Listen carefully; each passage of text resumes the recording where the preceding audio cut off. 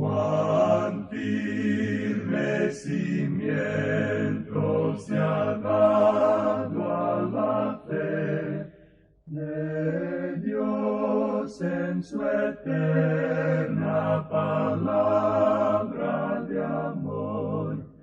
Con el propósito de compartir con usted las inmutables verdades de la palabra de Dios, presentamos A través de la Biblia, un estudio detallado y sistemático de toda la Biblia que le ayudará a conocer lo que Dios ha revelado para nuestro provecho espiritual. Estos estudios bíblicos fueron diseñados y elaborados por el Dr. J. Vernon McGee, versado maestro de la Biblia, quien dedicó la mayor parte de su vida a la enseñanza clara y sencilla de la palabra de Dios. Acompáñenos, pues, mientras avanzamos en nuestro recorrido a través de la Biblia. Cuán firme cimiento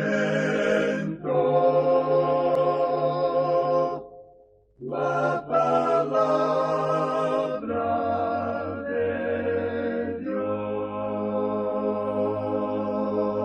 Es un gozo estar nuevamente con usted, amigo oyente, para traerle otro estudio de la serie A través de la Biblia. Continuando nuestro recorrido por el Antiguo Testamento, llegamos hoy al libro de Ruth. Se cree que este libro pudo haber sido escrito por Samuel, aunque no existe una prueba fehaciente que lo demuestre. El versículo clave en este libro de Ruth es el que se encuentra en el capítulo 3, versículo 18, donde dice: Entonces Noemí dijo: Espérate, hija mía, hasta que sepas cómo se resuelve el asunto, porque aquel hombre no descansará hasta que concluya el asunto hoy. El tema de este libro es el pariente redentor.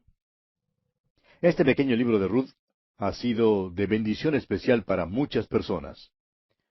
Ruth es una adición al libro de los jueces y su contenido tuvo lugar durante este período. Es una hermosa historia, un relato feliz acerca de algunas personas que vivieron durante el período triste que se describe en el libro de los jueces. Este libro ha sido reconocido como una joya literaria en partes inesperadas. Se informa que el doctor Samuel Johnson, un gran hombre literario del siglo XVIII, hizo una copia del libro de Ruth. Lo copió todo en escritura corrida, es decir, manuscrito, y lo leyó delante de un grupo de hombres, miembros de un club en Londres, como una producción que él había leído recientemente. Los miembros del club, creyendo que era una composición moderna, alabaron a una y en alta voz el manuscrito. Probablemente creyeron que el doctor Johnson mismo lo había escrito, pero él les informó que había sido tomado de un libro que ellos rechazaban. Y ese, por supuesto, era la Biblia misma. No sabemos cuáles fueron los resultados secundarios en ese grupo. Quizá hizo que acudieran a la Biblia y descubrieran que habían dejado de ver algo. La hermosura y excelencia de la historia de Ruth no puede pasar inadvertida aún al creyente más indiferente. Ruth registra la historia del amor de la sierva de Moab. Revela el poder del amor puro y apasionado. Cuenta del apego intenso que existía entre Ruth y su suegra Noemí, pues el amor es tan fuerte como la misma muerte. Este libro registra un romance que triunfó sobre obstáculos raciales y religiosos y cuenta de dos corazones que fueron unidos con los lazos del amor. El libro de Ruth es una prueba de laboratorio que demuestra que la más grande de las características humanas es el amor, tanto en el nivel humano como en el nivel divino. La palabra amor solamente se usa una sola vez en todo este libro, y cuando se usa, habla del amor de Ruth por su suegra en el capítulo 4, versículo 15. En cuanto al romance de Ruth, la palabra amor no aparece. Sin embargo, no puede pasar inadvertido el hecho de que fue un gran romance. Esta historia ilustra el gran amor de Dios por nosotros hoy en día. El autor de estos estudios bíblicos, el doctor J. Vernon McGee, nos cuenta que el libro de Ruth primero le atrajo cuando era estudiante en el seminario. Durante esos tiempos, el profesorado se había dividido en dos grupos, los modernistas y los fundamentalistas. Se oía decir una cosa en una clase y al llegar a la otra, el profesor contradecía lo que había dicho el profesor anterior. Aunque yo me consideraba fundamentalista, dice el doctor McGee, llegué a la conclusión de que los modernistas estaban triunfando. Parecían tener los mejores argumentos filosóficos. Una noche, continuó el doctor McGee, me encontré en la biblioteca leyendo un libro escrito por Calvino, un libro que era de lectura requerida para una de las clases. Calvino escribió este libro cuando era muy joven. En muchas maneras era un libro maravilloso, pero pronto se volvía pesado. Así que muy pronto empecé a hojear el libro. Llegué al lugar donde Calvino da los tipos de Redentor. Nombraba a Moisés, a Sansón y a Samuel. Creyendo que yo no había visto un nombre, volví y descubrí que no había mencionado a Booz. Por primera vez me di cuenta de lo que ocurría en ese seminario, dice el Dr. Magee. Y continúa, estaban excluyendo el lado amoroso de la redención. Presentaban la salvación y la redención como cualquier negocio o transacción fría. Cristo pagó la salvación con su sangre y eso era todo. Presentaban la redención como un asunto impersonal.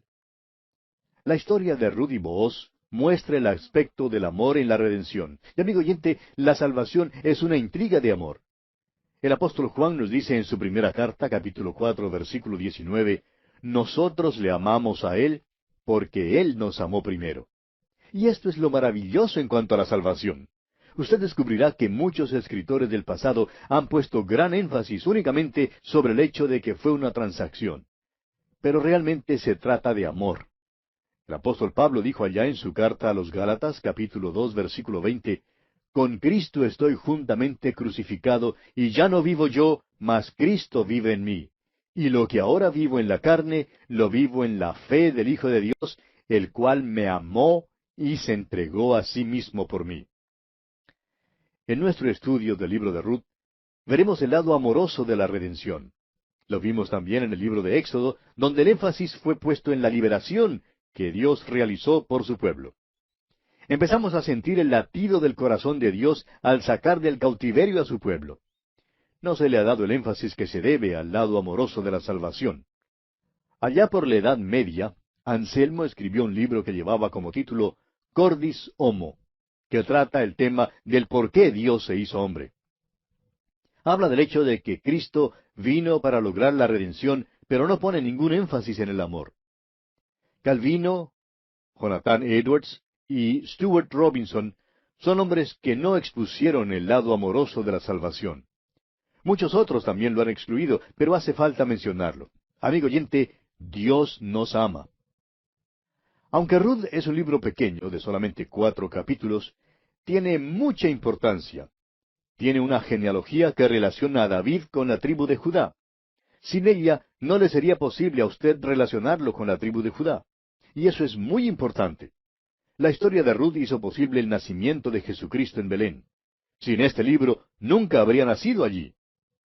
El libro de Ruth es singular en que aquí se le presenta al lector el único ejemplo en la Biblia del pariente redentor en acción. El concepto del pariente redentor fue presentado en los libros de Levítico y Deuteronomio. Ruth da un relato detallado del hebreo Goel, funcionando en su capacidad amplia. No pudo haber habido ninguna redención para la propiedad ni para el individuo sin la persona y presencia de algún pariente redentor. Y a menos que la obra del pariente redentor se comprenda adecuadamente, no puede haber ninguna comprensión de la obra de la redención de Jesucristo. La redención requiere un pariente redentor. El libro de Ruth esclarece también la economía mosaica. Y luego, amigo oyente, en este libro veremos a Cristo. El día de Pentecostés denota la línea de demarcación entre la ley y la gracia. Ruth, desde el principio hasta el fin, es una historia de pura gracia. Cuenta de cómo una gentil, a quien la ley condenaba, fue traída bajo las alas del Señor Jehová de Israel, y cómo le fue posible entrar cuando la ley decía, no entrará amonita ni moabita en la congregación de Jehová, allá en el capítulo 23 de Deuteronomio, versículo 3. Ruth fue traída por todo el camino, y cada paso fue por la gracia. Ella creyó a Booz, y él la trajo a su corazón y a su hogar. Por la gracia, ella fue salvada por la fe. Hay varias maneras de dividir este libro de Ruth, pero lo hemos dividido geográficamente. Primero, en los campos de Moab, en el capítulo 1. En segundo lugar, en el campo de Booz, capítulo 2. En tercer lugar, en la era de Booz, capítulo 3. Y por último, en cuarto lugar, en el corazón y en el hogar de Booz, en el capítulo 4. Y estamos listos ahora sí para entrar en el capítulo 1 de este libro de Ruth. En este capítulo 1 tenemos que Elimelech es impelido por el hambre a ir a los campos de Moab, y allí muere. Mahalón y Kelión también mueren. Noemí regresa a casa y Ruth la acompaña. Y van luego a Belén. Leamos el primer versículo de este capítulo 1 de Ruth. Aconteció en los días que gobernaban los jueces, que hubo hambre en la tierra. Y un varón de Belén de Judá fue a morar en los campos de Moab, él y su mujer, y 2 hijos suyos. Esta primera frase es una joya literaria. Nos cuenta el doctor Magui que cuando él era estudiante en la universidad, tuvo que trabajar para pagar sus estudios y para ayudar a sostener a su madre. Por un tiempo trabajó en un periódico. Una noche acompañó a 2 reporteros a una parte de la ciudad donde había ocurrido un asesinato. Y dice el doctor Magui, nos tocó a nosotros, los reporteros aprendices, escribir el artículo sobre lo que había pasado. Cuando volvimos de la escena del crimen, el redactor encargado de noticias locales nos dio una charla. Nos dijo que todo buen informe debe apuntar 2 cosas, la hora y el lugar, porque son de mucha importancia. Quizás usted, amigo oyente, haya notado que casi todas las noticias de los periódicos incluyen la hora y el lugar y que generalmente se hallan en la primera frase. Pues bien, la historia de Ruth tuvo lugar durante el tiempo de los jueces. Era un tiempo de decadencia política, de degradación moral y de degeneración espiritual. Los eventos que se registra aquí tuvieron lugar durante el tiempo de los jueces, un período que empezó después de la muerte de Josué y que continuó hasta el tiempo de Samuel. Esta época decadente se extendió por un período de unos 400 años. Los israelitas habían sido redimidos de Egipto con sangre, guiados sin peligro a través del desierto con poder y traídos personalmente por Dios a la tierra prometida. Ahora parece que estando rodeados de estas circunstancias tan favorables, se hallarían al comienzo de un período de gran bendición y prosperidad. Ciertamente tan feliz entrada proveía grandes expectativas para el futuro. Sin embargo, su falla trágica hizo que la tenebrosidad fuese aún más grande. La historia de Ruth presenta un claro contraste con la época oscura de los jueces. El libro de los jueces terminó con una apostasía religiosa, una decadencia moral y una anarquía política, como ya lo hemos dicho. El libro de los jueces terminó con este versículo. Usted recordará, en estos días no había rey en Israel. Cada uno hacía lo que bien le parecía. Sin duda, Booz conoció a algunos de los jueces. El libro de Ruth proviene de un período de inmoralidad grasa y es una historia clara escrita sobre circunstancias oscuras. Así es la manera en que Dios escribe. Quizá usted habrá notado en las revistas algunos avisos comerciales que están impresos con letras blancas sobre un fondo negro. Y habrá notado el contraste que ofrecen y cómo resaltan en la página. Pues bien, así es como Dios escribe. Sobre el fondo negro del pecado, Dios escribe la bella historia de la salvación. Sobre las circunstancias obscuras de los días de los jueces, días que eran pecaminosos, cuando cada uno hacía lo que bien le parecía, se nos presentan los capítulos 1 al 3 de la epístola a los Romanos. Ruth es una historia hermosa, una historia dulce. Revela el hecho de que a cualquier joven le es posible vivir para Dios si es que quiere vivir para Dios. Y permítame repetir esto una vez más. Ruth es una historia hermosa, una historia dulce, y revela el hecho de que a cualquier joven, escuche bien, a cualquier joven le es posible vivir para Dios si es que quiere vivir para Dios. Fíjese usted en que hubo hambre en la tierra, y esta es una de las 13 hambres que se mencionan en el Antiguo Testamento. Y estas siempre ocurrían durante un tiempo de juicio. Aquellos no fueron solamente días oscuros, sino que también fueron los más oscuros de los oscuros. El juicio de Dios descendió sobre la tierra. Leamos ahora el versículo 2 de este capítulo 1 de Ruth. El nombre de aquel varón era Elimelech y el de su mujer Noemí. Y los nombres de sus hijos eran Mahalón y Kelión, efrateos de Belén de Judá. Llegaron pues a los campos de Moab y se quedaron allí. Un hombre llamado Elimelech, de Belén de Judá, fue a residir en los campos de Moab junto con su esposa y sus 2 hijos. Es muy importante buscar el significado de los nombres bíblicos. Belén significa casa de pan. Judá significa alabanza. Aquí está un hombre que vivía en la casa de pan y en el lugar de alabanza. Ese es un lugar maravilloso para vivir, ¿no le parece? Pero fue a morar a Moab con su familia porque había hambre en su tierra. Parece que no confiaba en el Señor. Es muy interesante lo que se dice en cuanto a Moab allá en el Salmo 108, versículo 9. Dios dice, Moab, la vasija para lavarme. Aquí está pues un hombre que junto con su familia dejó la casa de pan y de alabanza para ir a un lugar inferior. ¿Ha escuchado contar esta historia antes? Estamos seguros que sí la ha escuchado. Es la historia que nuestro Señor contó acerca del hijo pródigo. Recordará usted que el hijo pródigo dejó la casa de su padre y se fue a comer con los cerdos. En el libro de Ruth tenemos el relato de una familia pródiga, y no solamente de un hijo pródigo. Habrá habido individuos pródigos, familias pródigas, iglesias pródigas y naciones pródigas. Esta familia pródiga será castigada allá en el país lejano. Todo pródigo será castigado en el país lejano. Pero cuando vuelve, no es castigado. Dios siempre recibe al Hijo de Dios que se vuelve hacia Él. No le castigará entonces, pero ciertamente verá que su Hijo reciba la disciplina que necesita en el país lejano. Ahora, el nombre Elimelech significa mi Dios es rey. El nombre de su esposa Noemí significa placentera. Aquí están pues mi Dios es rey y placentera. Nunca le sería posible a uno encontrar mejor pareja que esta. Pero fíjese usted en sus dos hijos. Maalón significa enfermo y Kelión significa desfalleciendo. Esos son nombres extraños para hijos, pero parece que se los pusieron porque eran los más apropiados. Parece que Placentera vivía encima de las circunstancias. Tenía dos muchachos enfermizos, pero nunca le sería posible a uno saberlo al hablar con ella. Y hay muchas personas así como ella, amigo oyente. Ahora, estas personas eran efrateos de Belén de Judá. Entraron en los campos de Moab, y eso ya sería bastante malo, pero para el colmo, continuaron viviendo allí. Una vez alguien preguntó, ¿qué le habría pasado al hijo pródigo si hubiera muerto en el chiquero? Hace años el doctor Harry Rimmer dio esta contestación. Habría muerto siendo hijo. Nunca habría muerto siendo cerdo. Esta familia en esta historia le pertenecía a Dios. Eran hijos suyos, pero estaban en un país lejano y tendrían que regresar a casa. Ahora el versículo 3 de Ruth capítulo 1 dice, Y murió Elimelech, marido de Noemí, y quedó ella con sus dos hijos. Mi Dios es rey. ¿Qué nombre más maravilloso tenía Elimelech? Cada vez que se nombraba, resonaba un testimonio.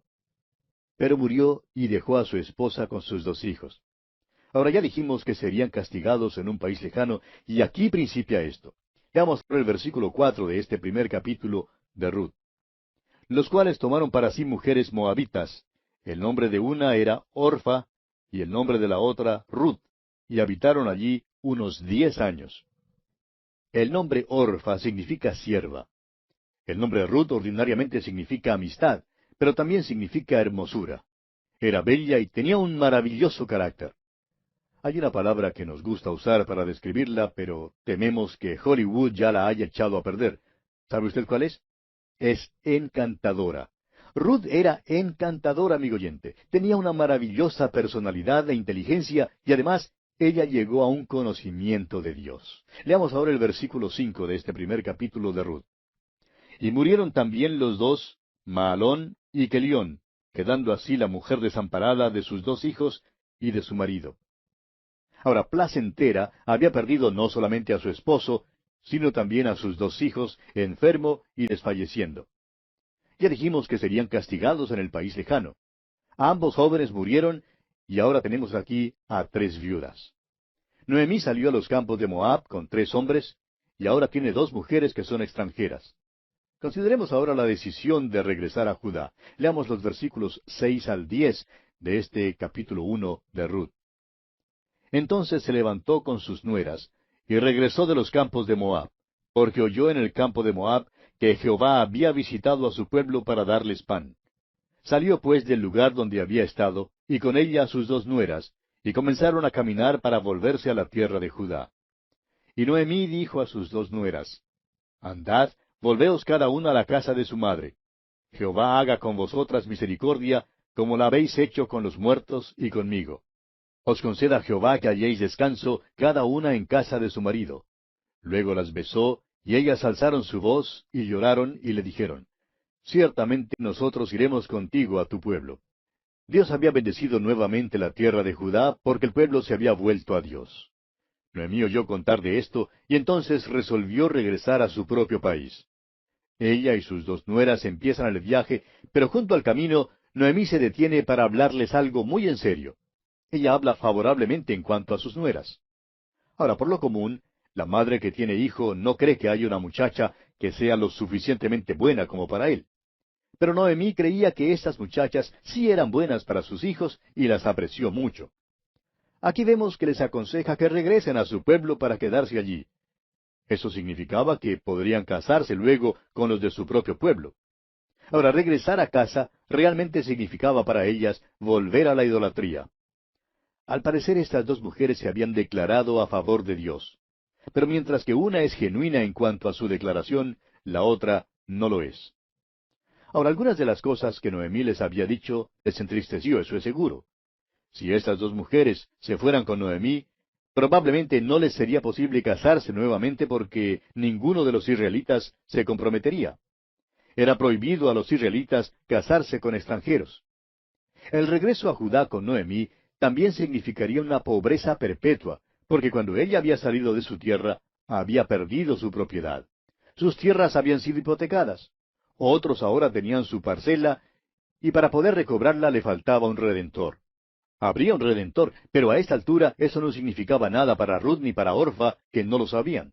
Por tanto, Noemí le dice que deben quedarse en Moab y casarse con los de su pueblo.